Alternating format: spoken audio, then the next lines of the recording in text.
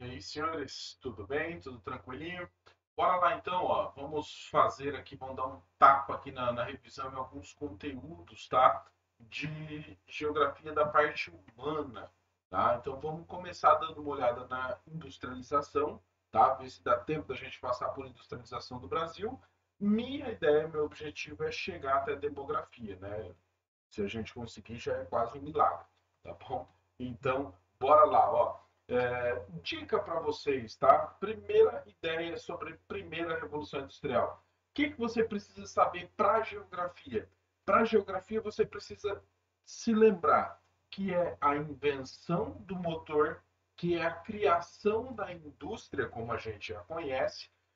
Lembrar que o carvão mineral é quem vai manter, né, a principal fonte de energia, então, da primeira revolução industrial, né? Lembre-se que a indústria têxtil, a indústria siderúrgica, a indústria naval e as ferrovias são de grande importância, ou seja, elas que vão encabeçar a primeira revolução industrial, né? Então aí, ó, uma imagenzinha do primeiro motor do Sr. James Watt, né? A transformação da Grã-Bretanha, principalmente, né? O início das relações de trabalho, né, inovando aí, criando diversas novas características, e a gente dá uma olhada muito boa nesse fera aí, que é o Adam Smith, além do David Ricardo, John Locke, né, e alguns outros. Mas então, principalmente o Adam Smith, ele vai ter um papel central aqui dentro, que vai estar relacionado com a atividade econômica, atividade industrial. Então, cada período, cada revolução industrial vai ter aí, digamos, a sua escola econômica. Dentro da primeira revolução industrial, nós temos o liberalismo econômico. É muito bom que você domine muito bem ele. Então, o que vem a ser o liberalismo econômico? É você liberar a economia daquele domínio realizado pelo rei, por aquele rei absolutista, né? Que é do capitalismo mercantil.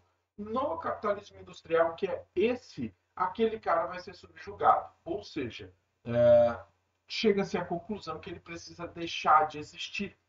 E como que você vai fazer isso? Bom, você passa isso para a mão do povo, da população. Então, o liberalismo econômico vai defender a propriedade privada, a livre iniciativa, a livre concorrência, né? Ou seja, ele vai pedir a não intervenção do Estado na economia. Por isso que ele é livre, entendeu? Por isso que ele é liberado. Ele é, digamos assim, cortado, desatrelado, então, do governo, principalmente daquele rei absolutista. Então, logicamente, que isso vai trazer novos ideais. Entre esses ideais, a gente vai ter a fundação dos Estados Unidos. E dentro da fundação dos Estados Unidos, o liberalismo econômico vai achar um solo muito fértil para ele progredir, para ele, digamos assim, gerar frutos, né? Então, aqui dentro dos Estados Unidos, a gente vai ter o liberalismo subindo de tal forma que os Estados Unidos se transformam no finalzinho desse período aí, já na nação mais importante dentro do capitalismo. E assim vai se manter até os dias atuais. Então, logicamente que o liberalismo econômico vai conseguir moldar os Estados Unidos. Você pode ver que os Estados Unidos são basicamente uma ode, né? A propriedade privada, a livre iniciativa, a livre concorrência nem tanto, porque eles subsidiam seus produtos, né? Então eles meio que passam a perna nessa. Por quê? Perder jamais. Até isso é uma característica da concorrência. Então, logicamente que o Adam Smith vai trabalhar tudo isso. Lembre-se muito bem lá da questão da lei da oferta e da procura, que vai controlar, vai reger os preços, então, das mercadorias. E por que que essa lei da oferta e da procura é tão importante? Ela é muito importante porque você não precisa do rei para regular. O mercado se autorregula, né? Então é lógico que isso vai ser uma coisa bastante cruel, porque o mercado não vai ligar. Por exemplo, ó, atualmente o preço de produtos como óleo, carne, por que está subindo tanto? Vai, porque o mercado se autorregula. Aqui não tem, né? Pelo menos na demanda, desculpa, na oferta que tinha até pouquíssimo tempo atrás, por isso o preço sobe.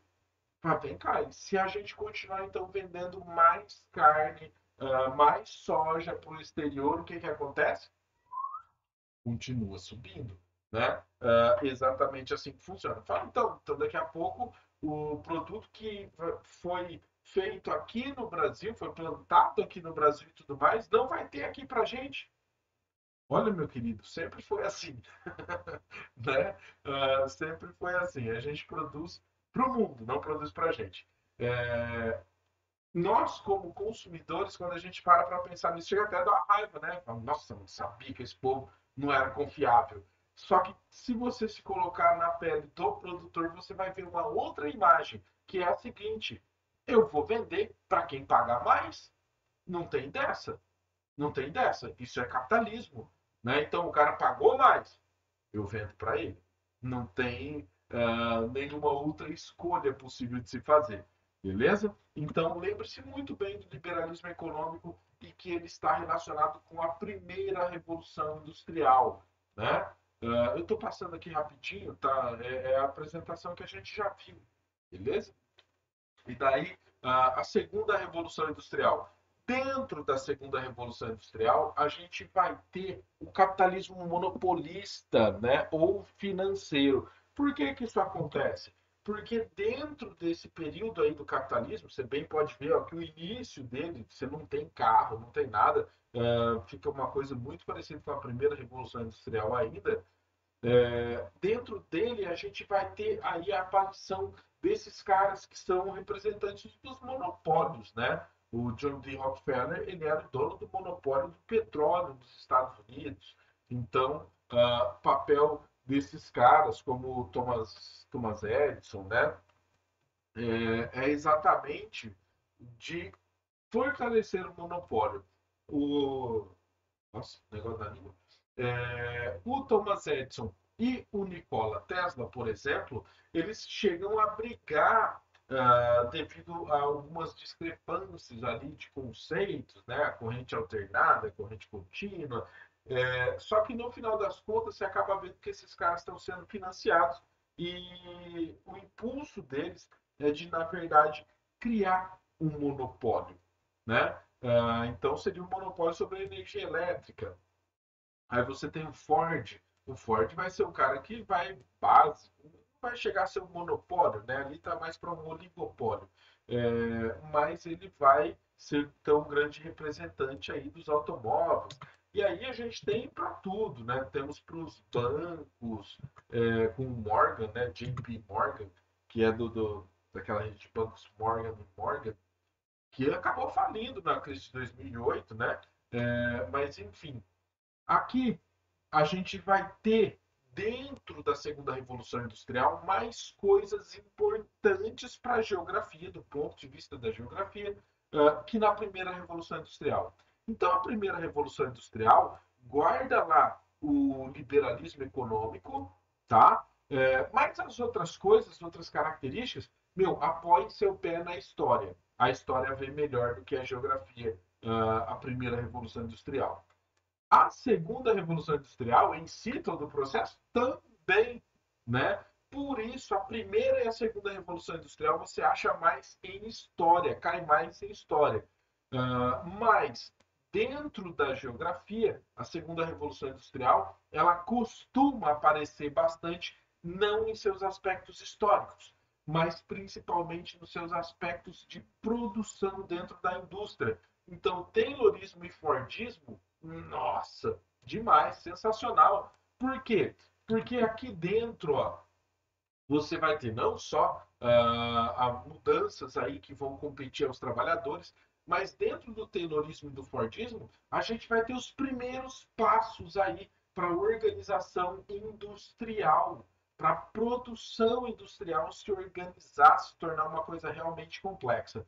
Então, ó, o Taylorismo, ele vai organizar a produção. Lembre-se o seguinte, o Taylorismo ele começa um pouquinho antes do Fordismo, né, com o Sr. Frederick Taylor. Ele vai, então, organizar a produção, ele vai ver quem tem mais aptidão para o trabalho braçal, quem tem mais aptidão para o trabalho intelectual, vai começar, então, a criar a hierarquia dentro da fábrica, né? Quem manda em quem, a divisão dos setores. Então, ele organiza muito bem a produção. Né? Esse é o grande mérito do Taylorismo, organizar a produção. O Taylor, por exemplo, vai ser o primeiro cara a ficar preocupado com os tempos dentro da indústria. Tanto é que ele vai criar até um manualzinho de como você identificar o bom trabalhador. Né? O bom trabalhador, segundo o Taylor, ele seria o homem boi. Né? Inclusive, ele usa esse termo. O que, que seria o homem boi? O boi, gente, eu não sei qual é o contato de vocês com o meio rural, né? Mas o boi, a grande característica dele é que ele é muito forte. Gente, boi é muito forte, ele é extremamente forte. Só que o boi, o interessante é que a grande tendência do boi é que ele seja manso. Sabe? Tipo aquele um que você chega, tosse, empurra ele, tudo mais, tá? Esse é o boi.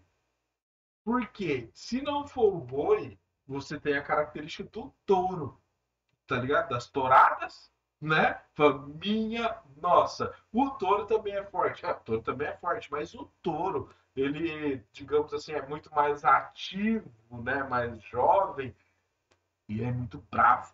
Ou seja, a diferença que o Taylor quer demonstrar é a seguinte: você precisa de um trabalhador forte, entretanto dócil, que não gere rebeliões e tudo mais dentro da sua fábrica, né? Fala, mas rebelião é dentro da cadeia.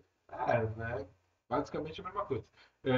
Então, o Taylorismo, ele vai buscar um trabalhador que é forte, que faz tudo que mandam ele fazer, ele chega a descrever, talvez a primeira vez da história que apareça isso como um problema, né? Ele chega a descrever que é bom você pular, evitar trabalhadores que fumam, porque aquele cara ele vai em determinado momento parar para fumar, ele pode influenciar outros a começarem a fumar também. Não que ele estivesse preocupado com a saúde desses caras, mas sim com o tempo perdido dentro da fábrica. Então, o Taylor ele vai ser o primeiro a organizar essa produção. Então, olha lá, ó, você começa a ter a divisão das tarefas, né? Você começa a ter análise dos processos produtivos, né? Depois, qualquer coisa, você pausa aí o vídeo e vê isso aí inteiro, tá bom? A gente não vai olhar, não. E aí, a gente chega no Fordismo. Deixa eu só tirar, se me desconcentra. O Fordismo vem a ser uma evolução aí da produção, né? Principalmente porque o Ford não tá nem aí com tipo assim, vou me reconhecer como um modelo de produção, então eu vou, não. Sabe qual que era a ideia do Ford? Ganhar mais dinheiro. Ponto final. Então, o que que o Ford faz? Ele sempre vai viver de olho aí em características que aumentem a velocidade da sua produção, redução de desperdício e coisas do tipo. Acontece que o Taylor fazia exatamente isso. Então, o Fordismo, gente, ele pega as ideias do Taylorismo, só que ele não tem a menor vergonha de pegar outras características também. E o Taylorismo, o Frederick Taylor, ele era um estudioso. Então, ele não tinha uma fábrica dele para ele aplicar as suas pesquisas, digamos assim. Já o Ford tinha, né? Então o Ford, na verdade, ele vai pegando as ideias do Taylorismo, se ele achar algumas outras interessantes, ele vai e coloca também. Mas no Fordismo a gente tem pelo menos duas características que são assim muito inovadoras, que não existem no Taylorismo. A primeira delas é a linha de produção.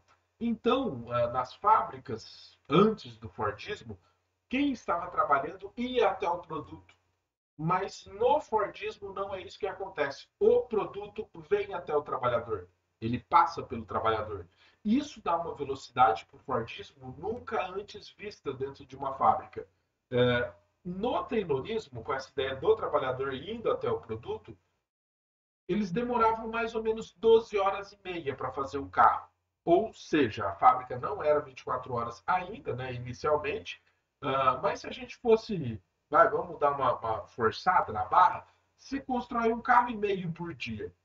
Já no Fordismo, lógico que a gente precisa pensar que o Ford T, por exemplo, né, o Ford, o que ele fez? Ele deixou um carro pelado, o mais pelado possível, para ficar mais barato, mais simples e tal. Beleza. Mas pense o seguinte: enquanto no Taylorismo você demorava um dia aí para fazer um carro, no Fordismo você montava um Ford T a cada 1 hora e 30, mais ou menos. Né? Então, minha nossa, que loucura!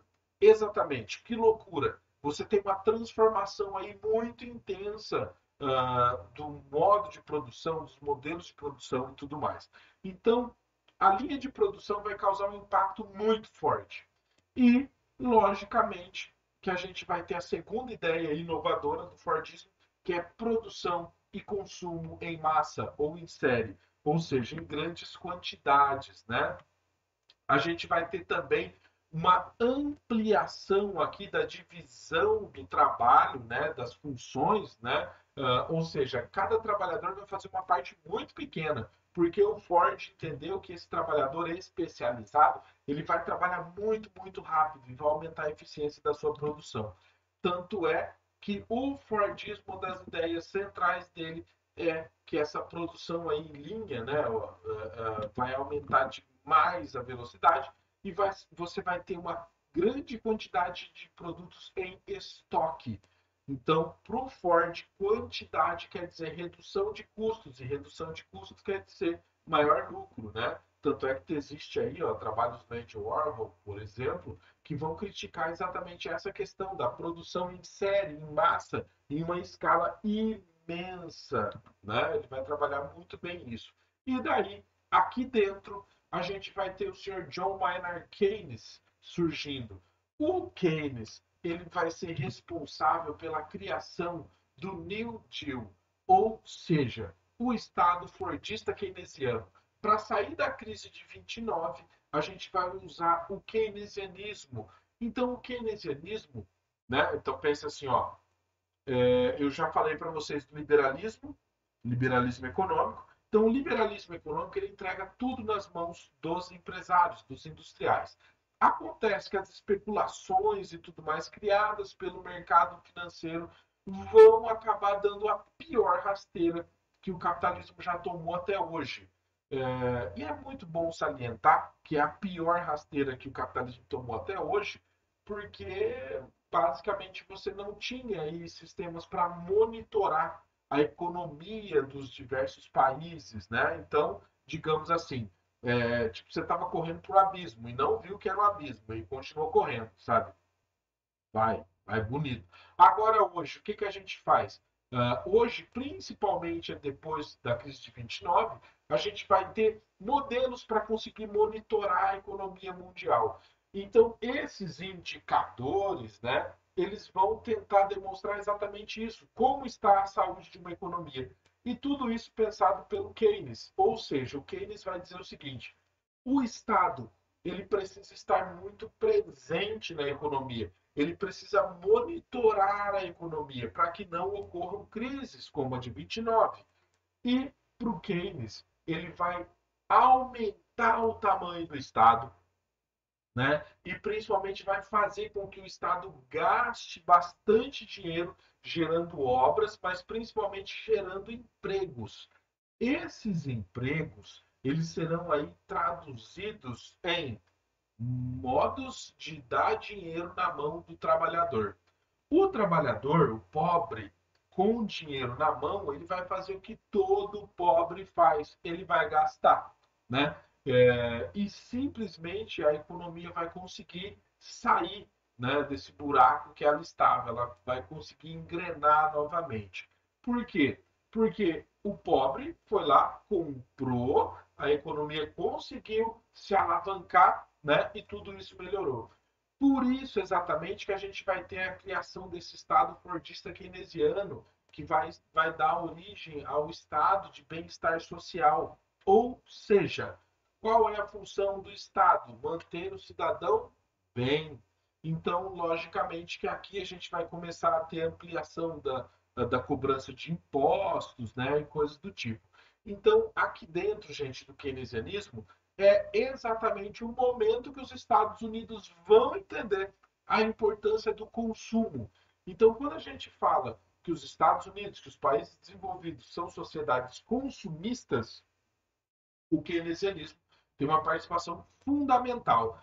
E sabe o que é interessante? Aqui no Brasil, por exemplo, a gente vive uma grande oposição, principalmente do Ministério da Fazenda, né, do Paulo Guedes, contra essa ideia de dar dinheiro na mão do trabalhador, de facilitar coisas para o trabalhador. Bom, a gente acaba notando que nos Estados Unidos foi isso que tirou os Estados Unidos da crise de 29, né? Mas, nossa, então quer dizer que se a gente fizesse uma ação intensa aqui no Brasil para, digamos assim, gerar esses empregos aí e tudo mais, dar uma empurrada na economia, será que a gente conseguiria melhorar bastante a nossa economia? Olha, eu digo para você que sim. Olha só, o exemplo, Estados Unidos. Outro exemplo para vocês, o início, né, o primeiro governo do Lula, que você vai ter basicamente isso aí acontecendo, com Bolsa Família, com Bolsa, tudo quanto é coisa errada. Por quê? Porque você dá a mão, você dá o dinheiro na mão do trabalhador, o trabalhador é pobre, ele não vai guardar esse dinheiro, ele vai gastar tudo. É isso que o pobre faz. O pobre precisa consumir. Quando ele consome, ele injeta dinheiro na economia. Ou seja, você não deu o dinheiro na mão do dono da indústria, mas você vai fazer o pobre comprar o produto dele. Você vai acabar dando dinheiro na mão desse industrial aí de qualquer forma, né? Só que o que é interessante? Se você dá o dinheiro na mão do industrial, na maioria das vezes ele acumula para ele, porque ele sim consegue guardar dinheiro. O pobre não. O pobre gasta, né? Com pessoas gastando dinheiro, a gente tem aumento da arrecadação de impostos e assim por diante. Então, logicamente que você consegue aí acelerar a economia, beleza? Então, o keynesianismo é muito importante para você entender essa saída da crise de 29, né? E aí a gente chega até a terceira revolução industrial. A terceira revolução industrial, que vai ser aí a introdução da computação dentro da indústria, né? Então o robô não é um negócio, um Android, né? Então, na verdade, ele vem a ser exatamente algumas especializações para a fábrica, né? Esse robô é o braço robótico, deve ser uma das primeiras imagens. Ó, esse é um computador antigaço, né? Um andar do prédio, e isso aí são robôs, braços robóticos, né? Então, nosso período é exatamente esse, o período que eu tenho, então, questões tais como a necessidade de especialização do trabalhador. Olha só, muito aparece no vestibular questões sobre geografia econômica. E aí você vai ficar pensando, fala, gente, mas o que é geografia econômica? É isso, por exemplo, né? Deixa eu tomar um gole de água, que minha garganta está arrastando. Né?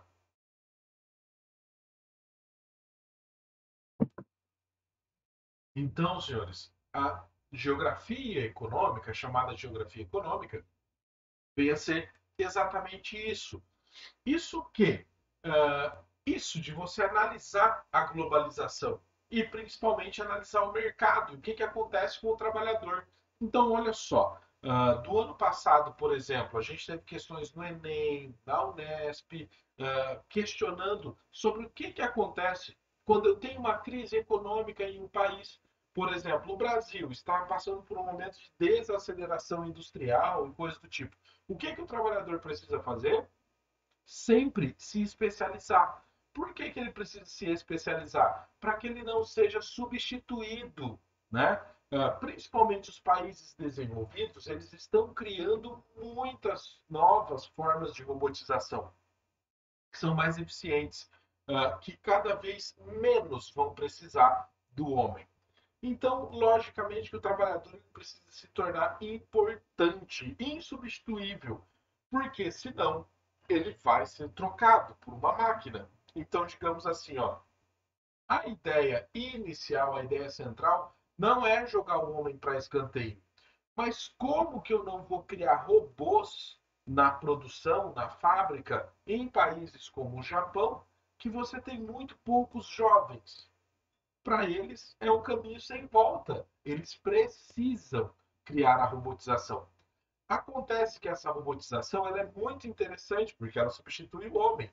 E daí, quando eu coloco o robô dentro da fábrica, eu acabo reduzindo os custos. Porque o homem, além de ser menos eficiente, ele é mais custoso. Por quê? Porque ele processa a fábrica, porque ele precisa de férias, porque ele pode se machucar e precisar tirar licença. Então, o mundo capitalista ele até vai ver o lado do homem, mas ele também vai ver o lado dele. Fala, meu, eu preciso maximizar meus lucros, né? Pense o seguinte, o mundo hoje, ele não é feito de questões tais como vidas negras importam. Ele não é feito de questões tais como o aquecimento global, tá? Tudo isso são formas de você tentar orientar, pressionar as marcas, porque na verdade todas elas são movidas pelo lucro, né? Por exemplo, o que está acontecendo com o Carrefour agora? O Carrefour, meu, ele tá, digamos, no meio do corredor polonês, tá ligado? Ele tá no meio de todo mundo cacetando. Essa marca faria qualquer coisa para sair desse holofote. Para falar assim, não, ó, o que, que a gente precisa fazer para provar para vocês que não, nós não somos racistas, a gente não tem nada a ver com isso, né? Fala para mim, o que eu preciso fazer? Eles estão exatamente assim. Então, logicamente, que esse é o poder de influência dessas questões, porque na verdade o maior poder de influência para todo mundo é o lucro, tá? É o lucro. Então o Carrefour ele não vai tentar sair disso por qualquer outro motivo que não seja me deixa quietinho, me deixa só continuar obtendo lucro. Por quê? Porque nós temos investidores, existe bolsa de valores, existe tudo quanto é coisa. Então você não precisa ter dúvida. As ações de um mercado como o Carrefour estão despencando, né? E isso traz um grande desespero para a marca, tá? Então, no mundo, por mais que pareça que essas empresas estão realmente preocupadas com esses tipos de questões, não estão. Não estão, tá bom? Então, sempre entenda muito bem essas questões dessas empresas transnacionais, lembre-se, tá bom? Multinacional, só as antigas, transnacionais, as atuais. Então, lembre-se muito bem dessas relações de poder que acabam até passando, né, os limites do Estado. Porque hoje, dentro da globalização, principalmente se você for pensar, se você for analisar a própria pandemia, o que é um Estado, um país para a pandemia? Ele basicamente não existe, né? O Estado ali, a fronteira, ela basicamente deixou de existir. Agora, uma coisa que é notável é que o governo do país, esse nunca vai deixar de existir. E, na verdade, ele até ganha força. Por quê? Porque penso o seguinte, segundo relatos e tudo mais, segundo os dados enviados de Pyongyang, a Coreia do Norte não tem casos de coronavírus. Bom, eu juro para vocês que eu desconfio bastante, né? Deve ter mandado matar muita gente, mas dá para entender. Sabe por quê? Porque é um Estado que é fechado. E aí está a grande força do Estado.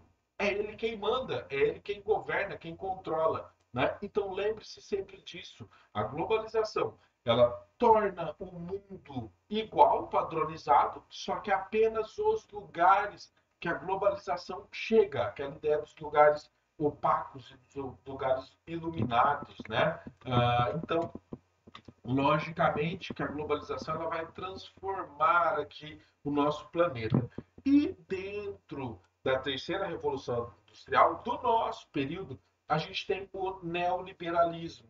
Então lembre-se muito bem que é o neoliberalismo quem vai trazer as transformações atuais. Se você vive pensando, apitando na sua cabeça, privatização, privatização, né, igual na do Paulo Guedes, simplesmente lembre-se que é o neoliberalismo que tem privatização. Liberalismo econômico não tem privatização. Por quê? Lembra que o keynesianismo é o fortalecimento do Estado. Liberalismo econômico é aquela ideia lá do rei, vaza rei e tudo mais, né? Agora deixa o mercado se autorregular. Eu tenho o keynesianismo. O keynesianismo aumenta o tamanho do Estado. E depois do keynesianismo, a gente volta para o neoliberalismo. O neoliberalismo dá uma olhada para o tamanho do Estado e falou: oh, reduza isso, pelo amor de Deus. Por quê? Porque dentro do neoliberalismo, a gente vai ter as empresas, as indústrias, querendo realmente essa redução do Estado, porque esse Estado grande, prestador de serviços, ele vai gerar um custo muito elevado, principalmente através dos impostos. Então, o neoliberalismo quer o quê? Quer reduzir o tamanho do Estado para reduzir a cobrança de impostos, para que as indústrias consigam pegar uma parte da sua renda e reinvestir nelas, né? Quando elas reinvestem nelas, elas se tornam mais aptas à concorrência. Então, criar inovações de produção, melhorar, digamos assim, a sua robotização. Desculpa, gente, minha garganta já está começando a arrastar. Então, digamos assim, se melhorar é exatamente para ir lá e acabar com as indústrias dos outros países, né? Que é um exemplo clássico do que acontece dentro do neoliberalismo. É só você ver o que aconteceu com a gente. O JK ele vai ter os pensamentos aí neoliberalistas, né? Ele vai abrir a economia do país, vai reduzir impostos e tudo mais, vai deixar as indústrias entrarem aqui. Isso vai fazer com que as indústrias aqui entrem e vão acabar falindo as nossas indústrias. Por quê? A nossa capacidade de concorrência é bem reduzida frente a outras indústrias, né? Então, ideias tais como desburocratização do Estado, para você abrir uma indústria, para você abrir uma empresa e tudo mais, são aí acompanhadas do neoliberalismo. Tem uma outra também que é a flexibilização das leis trabalhistas. E aí a gente acaba batendo aqui num processo bastante atual, que é a chamada uberização do trabalhador, né? Aquela coisa de você não ter vínculo com a indústria, você só ganha quando você está trabalhando, né? O cara do Uber é assim, não é? Ele tem lá o carro dele. O que, que o Uber faz? Paga seguro para o carro dele, alguma coisa? Não, não paga nada, né? É tipo o iFood. O trabalhador será trabalhador do iFood naquele exato momento que ele está entregando ali o produto que foi pedido por alguém. Se ele sofreu algum acidente e tudo mais, aí, mano, a gente vai ver aí, se a gente dá uma mão para você, mas tudo isso por pressão popular. Eles começaram a dar essa mão, porque até então era nada. Se o cara sofreu algum acidente, sem problema nenhum, se vira, né? Ah, o preço da gasolina subiu. Ah, daí, o que eu tenho a ver com isso? Né? A moto é sua, você que vai ter que abastecer. Ou seja, isso é tudo fruto do neoliberalismo econômico. E dentro do neoliberalismo a gente tem as privatizações, né? Privatizações essas que vão tentar reduzir aí a carga de imposto sobre o Estado. Aquela coisa, se você tem teoricamente aí uma empresa que dá lucro pro neoliberalismo, é muito bom porque você vai poder vender ela a um valor maior. Mas pro neoliberalismo não é para o Estado ter aquela atividade. Falando, meu, mas ele está ganhando muito dinheiro. Falo, não, mas não é para ele ter. Para ele ganhar dinheiro ou perder, sem problema. Isso aí é coisa da iniciativa privada. Tire o Estado desse meio. Né? Então, logicamente que o neoliberalismo vai nos conduzir para uma intensa privatização. Detalhezinho para vocês.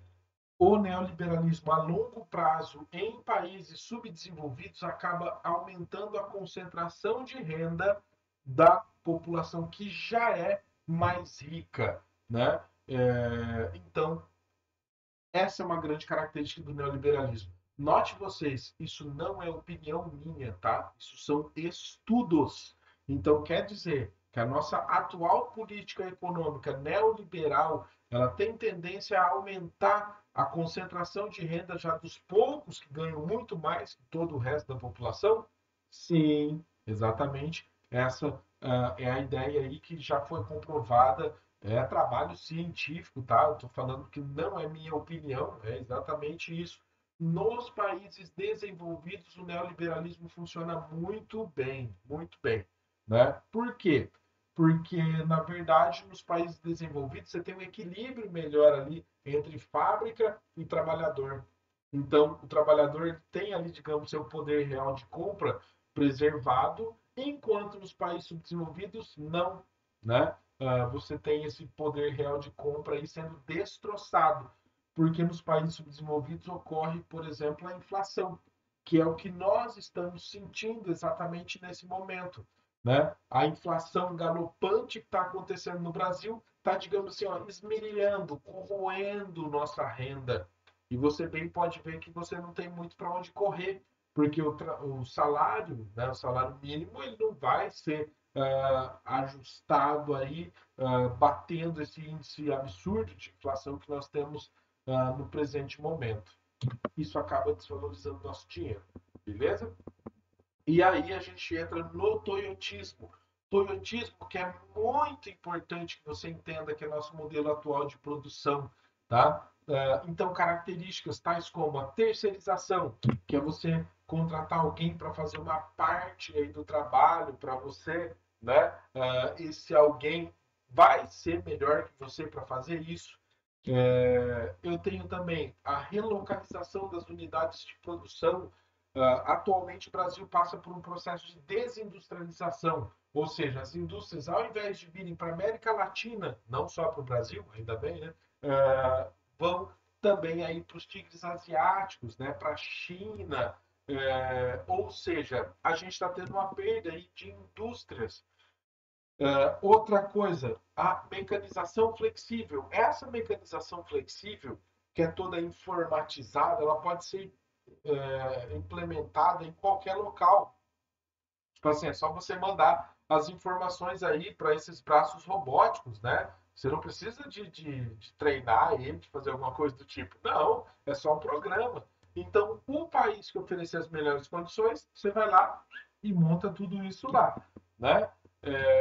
A gente vai ter questões como just in time, que é a redução do estoque. Ou seja, o just in time ele filtra muito bem o que é a globalização atualmente, porque nós temos modelos aí, modos de transporte que melhoraram muito. Isso aumenta demais a eficiência do transporte dos nossos produtos. Por isso eu não preciso mais de estoque, por isso eu não preciso mais de uma série de coisas.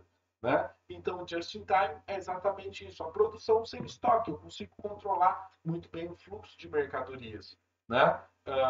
A gente tem aqui também ideias tais como do grande controle de qualidade da produção, né? Que acabam melhorando sempre o modelo de produção.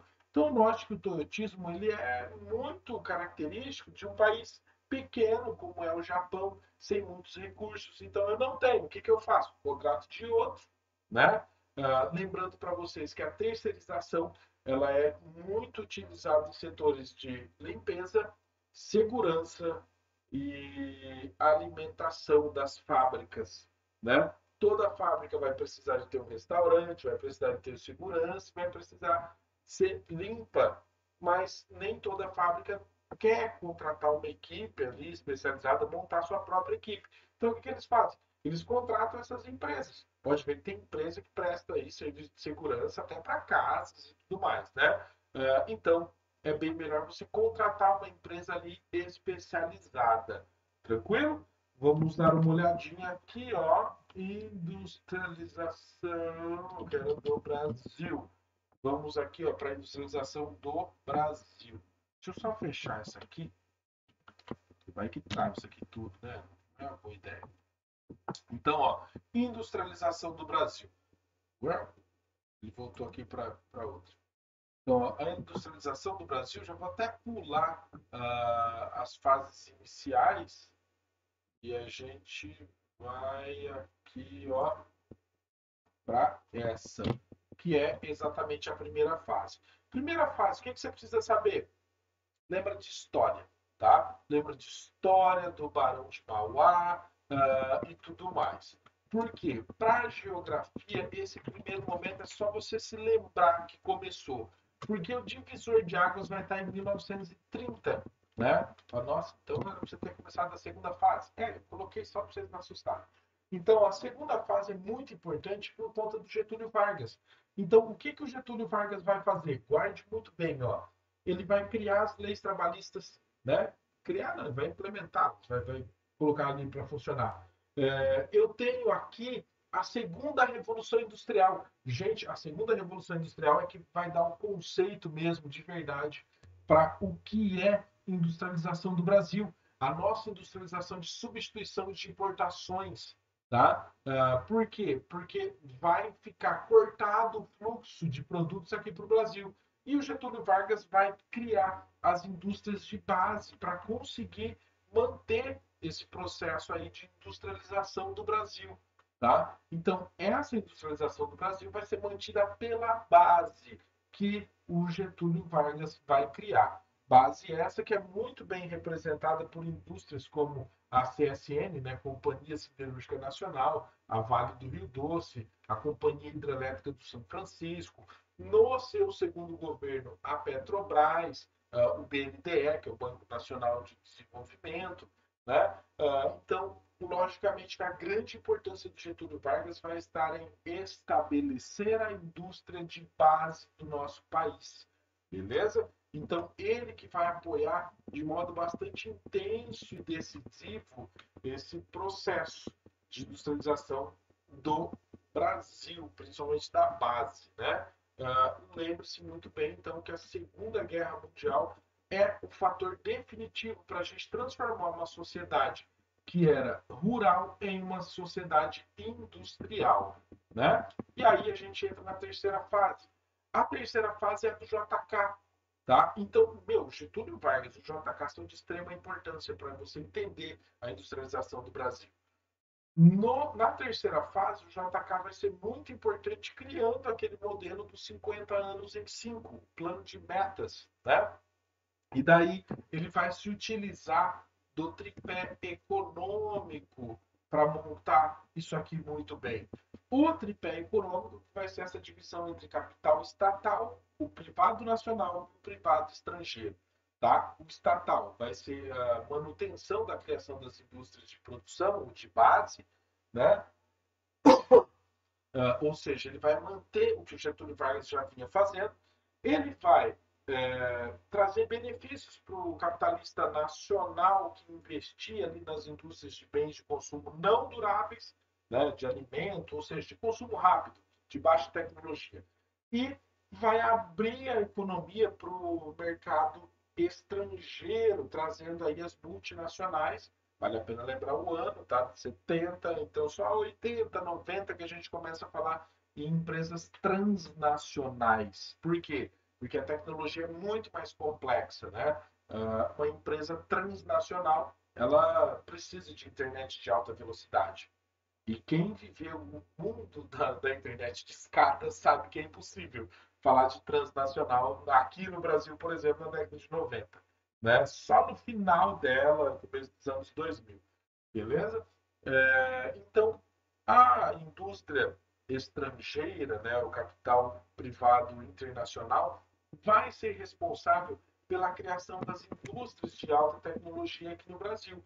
A alta tecnologia aqui no Brasil vai ser isso: geladeira, televisores, né, enceradeiras, ferro de passar, liquidificador. Esses aí são os símbolos, né, da industrialização do Brasil.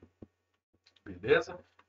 Esse processo, então, sem levar em consideração as nossas indústrias, vai acabar falindo uma grande quantidade dessas indústrias, né? Fazendo com que a gente tenha uma redução da participação do capital nacional dentro exatamente da nossa economia, né? E o JK vai ser o chamado presidente desenvolvimentista rodoviarista, né? Com um plano aí de desinvestir nas nossas ferrovias. O cachorro agora resolveu me atrapalhar. Então, logicamente, isso é de extrema importância. Depois, para que você entenda muito bem, ó, a gente tem a concentração né, dos capitalistas, dos investidores, das indústrias na cidade de São Paulo, tá? Aí estão todos os fatores de por que eles vão para a cidade de São Paulo. Dê uma olhada, pausa o vídeo aí, dá uma olhadinha. Eu vou acelerar isso aqui, né? Isso aí são as mansões aí na cidade de São Paulo. Ó. Os caras queimando café da crise de 29, né? Para você garantir o preço aí do café. As estradas de ferro de São Paulo, né? As indústrias do Matarazzo, porque a gente vai. A Tarsila do Amaral, extremamente importante, retratando o momento aí vivido aqui no Brasil, né? Nossa, gente, eu acho a Tarsila do Amaral um gênio entre nós. Passou por nós, né? O quadro do Cândido Portinari, né? Os Retirantes. E daí a gente chega até o momento da desconcentração industrial. A desconcentração industrial vai ser tipo você jogar uma mãozada de indústrias aí pelo Brasil. Eu vou só soltar meu cachorro, ele tá me enchendo o saco aqui. Vaza. Então, ó, a gente tem a desconcentração industrial sendo o processo em que São Paulo já está saturada, né? São Paulo já não aguenta mais. A gente tem, desde a década de 40, São Paulo sendo uma cidade com grande fluxo de pessoas. Então, São Paulo vai atingir seu limite, as favelas vão bagunçar pra caramba a cidade de São Paulo. Aí, tá vendo? Culpa desses pobres. Nada. Culpa do governo, da administração da cidade de São Paulo, né? Que deveria ter organizado isso, que deveria ter criado aí bairros para orientar essa população, para colocá-los lá. Aí você faz a rodovia, a rua certinho, faz o sistema de esgoto, faz tudo certinho. Não é para isso que a gente paga imposto, que eles pagam imposto? Não é para isso? É para o governo manter tudo isso. É função do governo, não é das pessoas que são pobres e foram para São Paulo. Então, na verdade, uma grande falha aí de planejamento, de manutenção das nossas cidades. E isso é o complicado né, que a culpa é de São Paulo. Não, a culpa é do Brasil, né? Porque a gente tem isso no Brasil inteiro, inteiro, esse descaso aí com a população. Então, a cidade de São Paulo acaba se bloqueando por conta disso. Olha só, a imagem da Avenida Paulista, né? Que na verdade foi criada para ter ali os grandes ricos e tudo mais. A economia acaba tomando conta da Paulista e você tem, na verdade, na Paulista uma grande oportunidade que é criar um local que tem bom fluxo, né? Então, sim, as atividades financeiras, comerciais vão tomar conta aí dessa região. E o que, que você precisa fazer? Mano, quem é rico, vaza daqui, né? Fala que dó deles foram expulsos, não, eles foram para lugares bem mais top.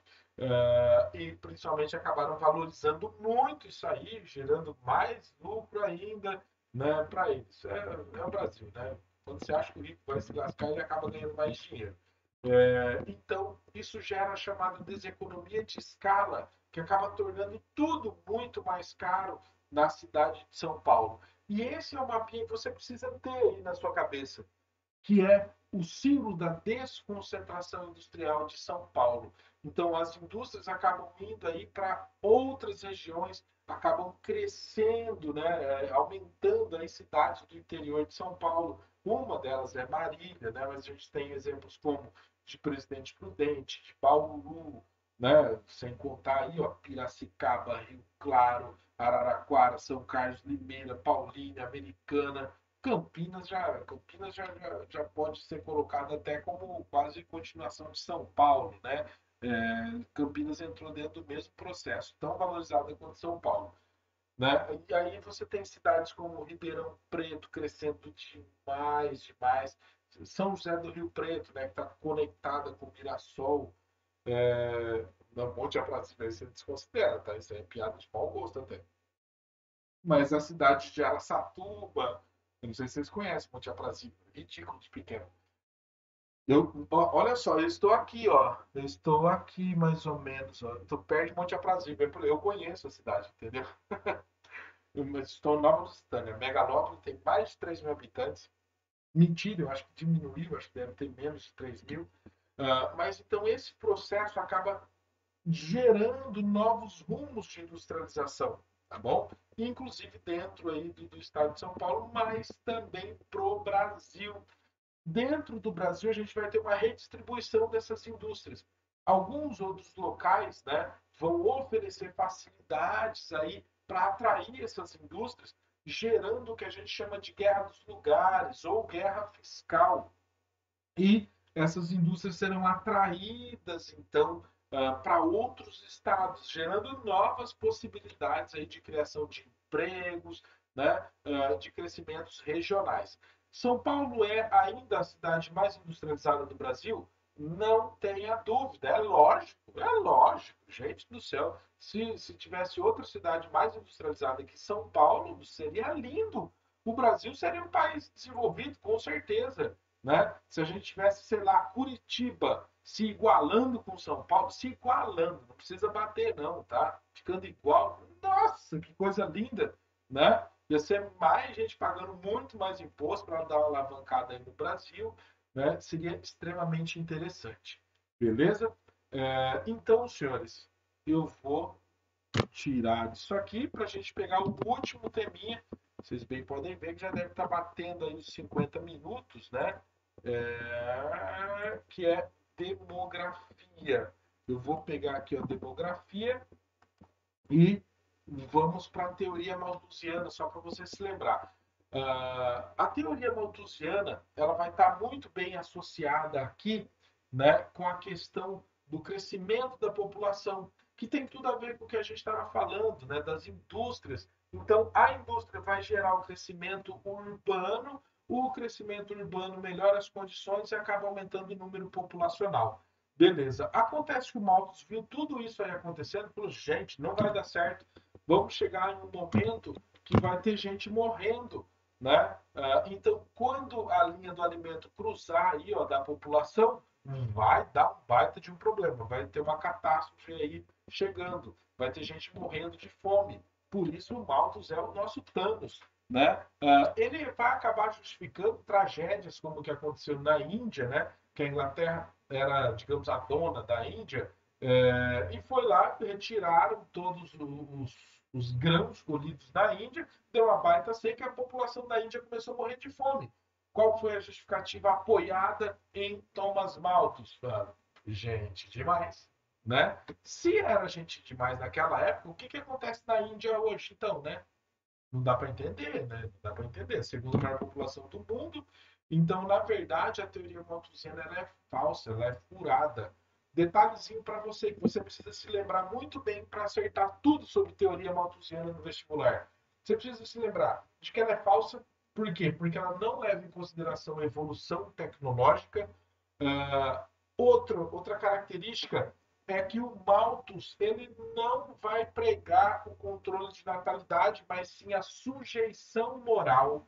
Então, essa ideia do controle de natalidade vai dar origem aí a políticas contra, né, o natalismo, por exemplo, da China, né, do filho único, o Japão, que teve por grande tempo aí a sua população sendo subjugada quanto a isso. Então, tudo que vai dar origem a isso não está relacionado com a teoria malthusiana, porque o Malthus ele era pastor, tá? Então, como ele era pastor, ele vai ser cristianista e todo mundo que é cristianista vai ser contra o controle de natalidade. Então, até por isso, aqui no Brasil a gente tem programas de controle de natalidade, mas não são impostos, porque o Brasil é um país majoritariamente católico, tá? Então, aqui dentro a gente vai ter a ideia da sujeição moral, que é tipo, se você pedir, você conversar com a pessoa, falar, gente, ó, controla e dá uma acalmada e tudo mais. Por quê? Porque o Malthus ele não vai ser contra o crescer e multiplicar-vos aí da Bíblia, né? Então, logicamente, que essa teoria ela é furada e tudo mais e vai cair em desuso. A teoria neomalthusiana. A teoria neomalthusiana ela vai ser uma reformulação da teoria do Malthus, né? Vai ser a última imagem já. Minha nossa, coloquei uma imagem só. Deixa eu só passar isso aqui. Então, a teoria neomalthusiana é o seguinte, ó. Você apaga aquela ideia da produção de alimentos e continua com o restante, você vai ver que o problema vai ser o crescimento populacional. Grande problema da teoria neomalthusiana é que ela joga o problema da pobreza dos países para o número de filhos que esses caras acabam tendo. Então, tipo assim, ó, a pobre tem um monte de filho, é por isso que não tem dinheiro, né? Então, se você quiser ajudar um pobre, o que você faz? Sei lá, conversa com ele para ele ter menos filho, né? E isso acaba também sendo uma coisa muito fácil de se manipular, porque todo o problema vai ser dos países pobres. Então, o problema de um país pobre ser pobre é de quem? É dele mesmo. Então, devido ao número elevado aí de crianças, você não consegue cuidar da economia, você não consegue cuidar dos idosos, e simplesmente a teoria neomalthusiana vai pregar um severo controle de natalidade, tais como a lei do filho único na China. Né? Aqui no Brasil a gente tem algumas ações tais como operações aí que inviabilizavam, né, as mulheres de terem filhos de modo secreto. Tipo assim, eles não avisavam. Aqui no estado de São Paulo teve? Aqui se teve foi muito pouco. Mas no Nordeste, na região Norte, foi mais intenso, né? Ou seja, o cara ia lá fazer a laqueadura na menina sem avisar nem nada, né? E segue o jogo. Principalmente no período da ditadura militar, se você fosse reclamar e tudo mais, você acabava sendo preso, então já dava um chá de sumiço em você, né? Então, logicamente, que essa teoria tem esse grande problema aí da última florzinha, ó. Busca, né, reduzir o número de pobres e não a pobreza, beleza? Então fica meio incompleto. Então, na teoria malthusiana, ó, eu tenho excesso de gente, uma explosão demográfica, né? Você vai ter os custos da economia para manter toda essa população, e aí você vai ter a justificativa da pobreza dos países subdesenvolvidos, porque eles têm filhos demais. Então, para resolver isso, eu preciso controlar a natalidade, né? Eu preciso deixar então a população diminuir, se fazendo isso do modo mais forçado possível, né? Exemplos como a China, você teve até algumas mudanças aí na pirâmide etária chinesa, porque você tinha a população que vivia principalmente no campo, quando tinha filhas, eles iam lá e matavam. Então o feminicídio ficou bastante normal. Porque se o cara só pode ter um filho, mora no campo, e a menina, fala, nossa senhora, como é que essa menina vai me ajudar, né, a tomar a terra manualmente? Lembre-se muito bem disso, tá? Tudo trabalho manual no campo nesse período, né? Então, eles acabavam dando prioridade aos filhos homens e acabavam matando as mulheres, né? Então, logicamente, que isso vai trazer uma distorção da pirâmide etária muito, muito grande. Fora a violência e tudo mais, né? Vamos tentar fazer a análise mais crua possível, senão eu fico mais uma hora aqui falando disso. Beleza? E aí a gente entra na teoria reformista. A teoria reformista é a teoria da esquerda. E diz o seguinte, que todos esses problemas ocorrem porque o dinheiro está concentrado na mão de poucos. Se você fizer reformas e entregar o dinheiro na mão de todo mundo, ocorre uma coisa muito louca, que é o chamado planejamento familiar. O planejamento familiar é sim o top, é o ideal, é o que se precisa necessariamente, né? Porque aí a população vai começar a pensar no seu futuro. Então, o grande problema dos pobres não é que eles gostam de ter muito filho, é que eles não têm perspectiva de futuro, eles não criam planos para o futuro, porque eles sabem que eles não vão ter um futuro promissor. Então, meu, aquela coisa, se eu viver essa semana já tá bom demais. Já na teoria reformista marxista, diz-se o seguinte: que se você melhorar tudo para essa população, inclusive a educação, ela vai começar a ter uma formação futura e isso vai gerar um planejamento familiar, né? E a teoria econeomalthusiana, que é como se fosse um passo além da neomalthusiana.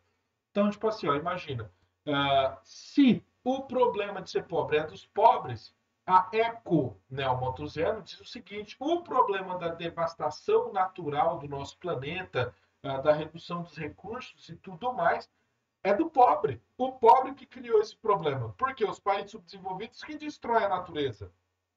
Eles só não colocam na conta que tipo assim, o desmatamento da floresta amazônica, queimada e tudo mais, é causado, na verdade, para a sobrevivência do pobre.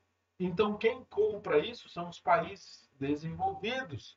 Então, tá todo mundo de mão dada. Eles tentam, então, jogar a culpa da pobreza no pobre, com a teoria neomalthusiana, e tentam jogar a culpa da destruição dos recursos naturais no pobre, na eco-neomalthusiana. Beleza?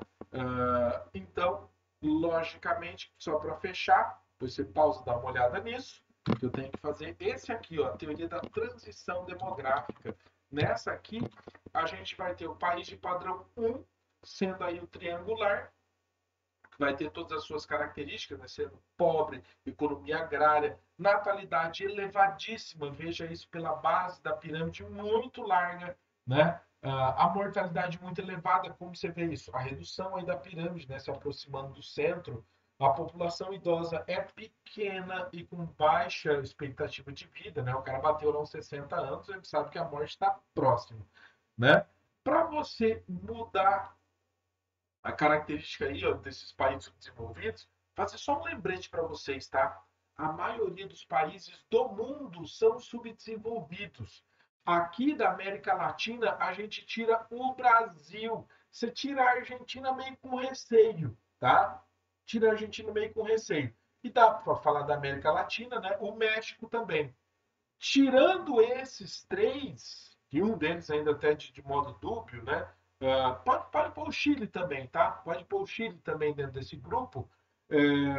Mas tirando esses quatro, então, todo mundo aqui na América Latina é subdesenvolvido. E aí os caras lá do norte, Canadá e Estados Unidos, são desenvolvidos. Agora, pegue África, tira a África do Sul, que é a parte lá do sul, né? É, todo o resto é subdesenvolvido. Pegue a Oceania, tira a Austrália e Nova Zelândia, todo mundo é subdesenvolvido. Beleza? Pega o Oriente Médio, tira. Pode tirar os tigres asiáticos, né? Tira os tigres asiáticos, tira o Japão, tira a China, a Coreia do Sul que é o tigre asiático, é, todo mundo subdesenvolvido, sem nada de industrialização. Beleza? Então, todos esses países são do padrão 1. Hoje já está batendo uma hora já de aula, hein? Vai pausando aí, gente. Paciência. É para vocês, não é nem para mim. Daí, para você melhorar as características daquele país, você tem as características aí que vão levar à redução da mortalidade. Leia todas elas aí, ó. Né? Entre elas, a gente tem o avanço aí da medicina, a criação de novos remédios, né? Mas principalmente a urbanização. Eu já passei. Né? A urbanização vai levar também à redução da natalidade. Beleza? A redução da mortalidade e da natalidade transforma um país. Mas para que o país passe por tudo isso, a melhoria econômica ela precisa ser contínua, porque senão você para ou você tipo volta, né? Então a redução da natalidade, a entrada da mulher no mercado de trabalho, casamento tardio, né?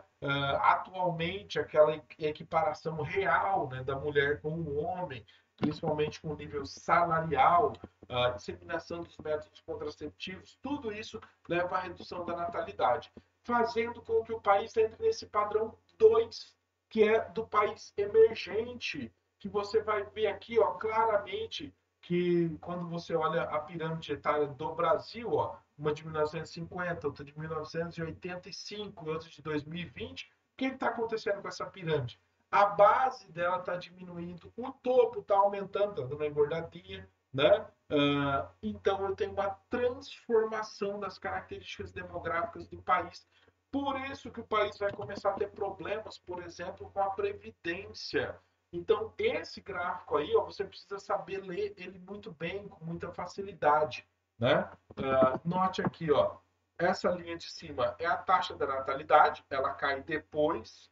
Embaixo eu tenho a taxa da mortalidade, pode ver que ela cai primeiro. Por que cai primeiro?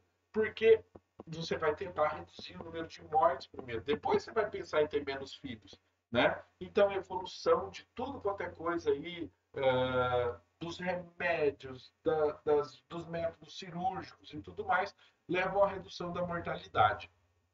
Quando você tem a entrada da mulher no mercado de trabalho e tudo mais, leva a redução da natalidade. Aqui para o Brasil, essa primeira linha aqui, ó, que é sair, Brasil sair da pirâmide 1 triangular, vai ser para 1950, né?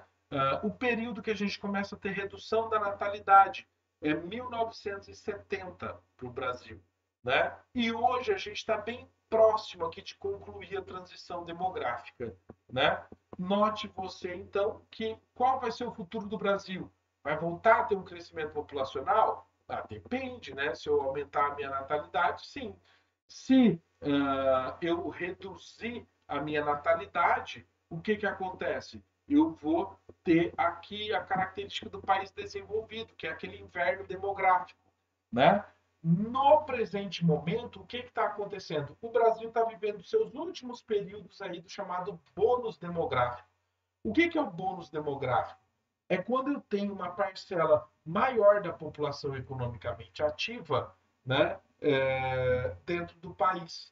Então, as pessoas dependentes, ou seja, os idosos, aposentados, e as crianças que ainda não trabalham, ela vai ser menor. Então, o meio aqui da minha pirâmide, deixa eu só voltar, aqui o meio dela, ó, que compõe aí a população economicamente ativa, vai ser maioria. E eu vou, tipo, turbinar esse país. Ele vai conseguir ter uma evolução econômica muito mais forte.